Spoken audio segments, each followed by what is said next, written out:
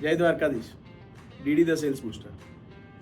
આજે આપણે વાત કરીશું ક્લાયન્ટની માનસિકતા અને ક્લાયન્ટની જરૂરિયાત. મિત્રો, દરેક ક્લાયન્ટ માત્ર ફ્લેટ કે પ્રોપર્ટી ખરીદવા નથી આવતા. તેઓ પોતાના પરિવારનું ભવિષ્ય, સુરક્ષા અને સપનાઓ ખરીદવા આવે. ક્લાયન્ટની માનસિકતા સમજવી એ સફળ સેલ્સની ચાવી છે. કેટલાક ક્લાયન્ટ રોકાણ માટે આવે છે, કેટલાક ક્લાયન્ટ રહેવા માટે આવે છે અને કેટલાક ભવિષ્યની સુરક્ષા માટે આવે છે. ક્લાયન્ટ શું બોલે છે તે સાંભળવું મહત્વનું છે, પરંતુ તે શું વિચારે છે અને શું ઈચ્છે છે એ સમજવું વધુ મહત્વનું છે. દરેક ક્લાયન્ટની જરૂરિયાત અલગ અલગ હોય છે.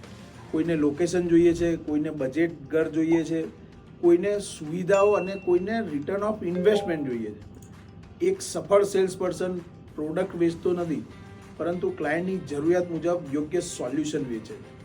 જ્યારે આપણને ક્લાયન્ટની જરૂરિયાત અને માનસિકતા બંનેની સમજ આવી જશે ને, ત્યારે વિશ્વાસ વધશે, નિર્ણય ઝડપથી થાય છે, સેલ્સ સરળતાથી ક્લોઝ થાય છે.